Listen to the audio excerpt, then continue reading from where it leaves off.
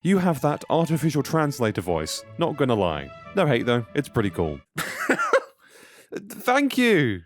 I think. Guys, every time a new season is here, there are videos and posts everywhere talking about the most popular weapons, old, reissued, or brand new. But today, what I want to do is show you two weapons that are easily obtainable and out there, but not given the chance they deserve. Some of the most underrated and overlooked in my eyes. And you already have very likely seen them drop for you, or at least seen them about in the open world. So here we go. Two underrated weapons this season that you should be looking out for, or at the very least consider and check out the perks if one drops for you. We've got a scout rifle that deserves so much more love and attention that is usable for both PvE and PvP, and an amazing sidearm that, due to the infinite ammo update, it is heavily underlooked at how fun it is to use with the right roll. But first, real quick, that's right, abrupt pause followed by seeing who is supporting the channel today. Today's video is sponsored by Mech Arena, and as the title suggests, it's an arena of mechs. Okay, but seriously.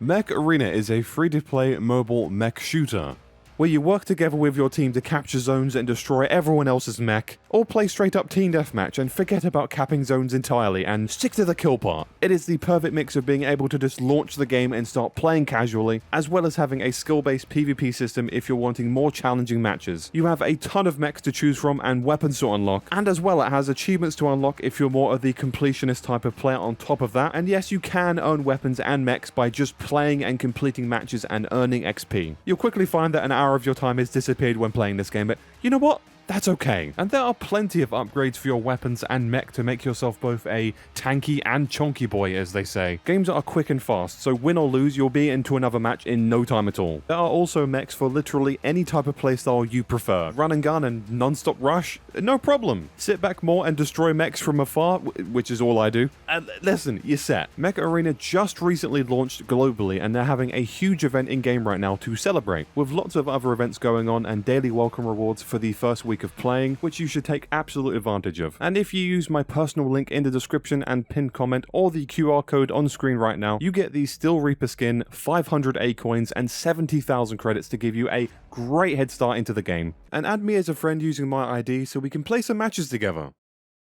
The first weapon I'm showing you guys today is the Contingency Plan, the Dead Orbit Rapid Fire Scout Rifle. A whole lot of perks to choose from with this reissue, which is very much welcomed. You are able to pair one for all in subsistence, it rolls a surplus kill clip, thresh, tunnel vision, whatever perks you prefer. But what I settled on for a comfy PvE version was Frenzy and Outlaw. For one thing, Frenzy has been one of my favourite perks since its release. PvE wise, I'm still not convinced in PvP. Don't talk to me about it. But for PvE, I mean, be in combat for around 10 seconds, so just shooting enemies or being shot at, and the perk triggers, giving you a 15% damage buff, 50 handling, and 50 reload buff. Pair that with Outlaw as well, you have a ridiculously fast reload with a solid damage buff. Seriously a great contender for all ranges of combat in PvE. Now listen, I know there's no champion mods this season for Scout Rifle, so it's very unfortunate. But that doesn't mean the Scout Rifle needs to be ignored. It still does have a very practical use all over the place. Vanguard strikes, dungeons, raids, even kicking back and just doing something a bit more mindless, like some Altar of Sorrows, Battlegrounds activities you just shoot a whole lot of bad guys in. You don't have to give up Scout Rifles this season just because of the lack of champion mod for them. It's okay. It's fun and it feels powerful, and not to mention the archetype of the Scout Rifle having full auto built in. I mean, no carpal tunnel from constantly tapping the trigger? Absolute bliss! It does make this weapon feel like pretty much an auto rifle at times, one with considerably more range than usual. Listen, I'm trying to make some PvE content here. This is what I've got. In terms of charge with light buffs you can add to it, there's honestly not much going on here, only the typical high energy fire for the flat damage buff, I think it's 20%, and also using precision charge for becoming charged after kills with scout rifles. Other than that though, not too much to stack here. Either way, still a great option if you want some ease of use scout rifling. What? TLDR. It be good. Best believe we have a PvP role as well. The role that gave me the most success by far was Subsistence paired with Kill Clip. Now hear me out. The range this thing can achieve almost matches the Vision of Confluence while maintaining a very reasonable time to kill. Once you get Kill Clip procced, it's game over. It will get you out of some ridiculous firefights. It has the fire rate to keep up with closer range and some surprising reach considering how powerful it can be with Kill Clip active. Subsistence very much comes in clutch when you get into the right positions and are able to pick people off off, multiple people at once. I'm sure there could be better perks out here in this particular slot, but I found this one genuinely did make a difference. 3 bullets back per kill and you're already hitting, 61 to the head? I used my Warlock for this gameplay using the Ophidian aspects to help with reloading and ready speed to make things feel even more snappy, and I got the majority of my gameplay in Iron Banner to actually show it holds up in a relatively sweat-infested game mode. I really had no issue holding my own and getting some decent 4 to 5 KD matches. I would definitely recommend running it with a shotgun as your kinetic weapon as well, or the Witherhorde if you want to be an extra annoying person for any shotgunner chasing you down. One of my favourite weapons this season, easily, will keep using out of 10. I will warn you though, sometimes this weapon does create a realm where everyone stops playing entirely and you are in some sort of random world of your own. Some proper spooky stuff here. Then suddenly someone isn't a ghost and tries to kill you, but thankfully you kill them. But then suddenly they're replaced with another ghost this time, but invincible. Only a Nova Bomb will save you now. But this guy's still invisible, that's okay.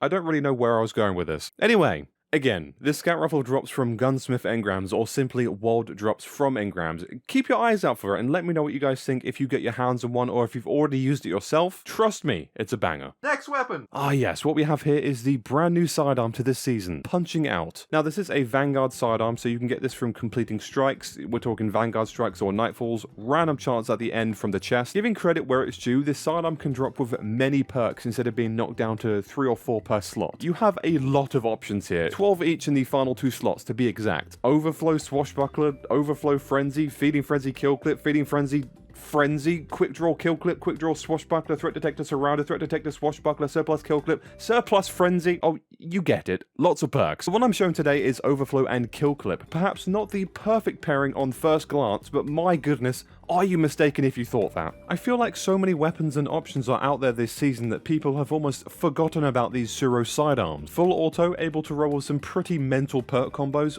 all of this with infinite ammo. Gonna say it right away, if you have this sidearm with Feeding Frenzy and Frenzy, I envy you. And also hello, I hope you have a good day. Okay, anyway, firstly, we have a few ways to buff this sidearm even more right away. We're on the Hunter right now and we're running with a few Charge of Light mods, and I'm in utter Charge of Light noob, but bear with me guys, it's worth it. I'm running Mechaneer's Trick Sleeves to give me a constant buff to both reload and ready speed, and also a damage increase if you switch to your sidearm while critically wounded. If you do run something like a Witherhorde, this will work very well together. Put on Taking Charge on these gauntlets while you're at it to give you Charge of Light from picking up orbs, and on another armor piece we have Surprise Attack, which while Charge of Light, reloading or readying the sidearm gives it a 35% damage buff for a brief period of time. And on another armor piece, Swift Charge to charge up in another way, this time by kills with sidearms, so you're basically primarying your sidearm and enjoying a pretty consistent damage buff. With Kill Clip added onto that and a ridiculous ready speed and reload speed. There's a lot going on here. Oh yeah, and Overflow, allowing you to reach 40 in the mag. Now this is just a Suro sidearm and I'm fully aware that it's probably not hitting that much compared to other weapons, but you can see here that it still does a fair bit of work, and there's just something incredibly satisfying about mowing down endless hordes of enemies in Altar of Sorrows. Very reminiscent of the Recluse days. Tell me it isn't. I mean, just look at this shredder.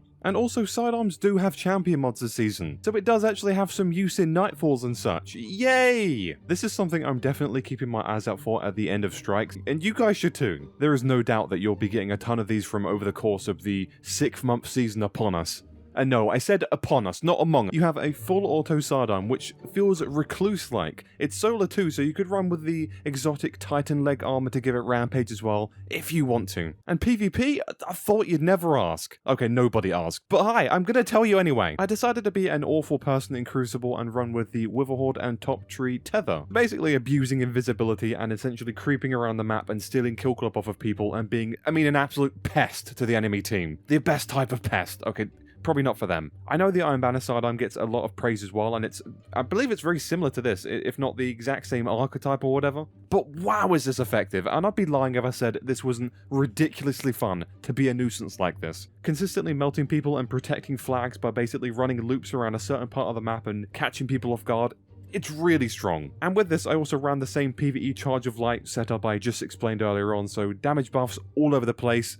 man is it effective. Hilarious to beat shotguns and Mythoclast with a puny little sidearm. I don't think I've seen anyone use this yet in Crucible, which at first glance when you get this, I guess you see why when it's some random Vanguard sidearm, but honestly, much like most of these weapons, it looks puny, it looks terrible, but it's not, I assure you. I spend half my videos just trying to convince you guys to use a weapon. Listen, it's good, keep an eye out for it. With kill clip activated and nothing else, the crit hit you'll get is around 47. Not entirely sure why in some of these clips it goes from a 37 to 42 sometimes, but either way, it all equals a tiny sidearm farming people's souls. And as you can see from most of the gameplay here, most of my hits aren't even headshots, mostly body shot sprays. And even still, it packs enough of a punch to have a very good time to kill.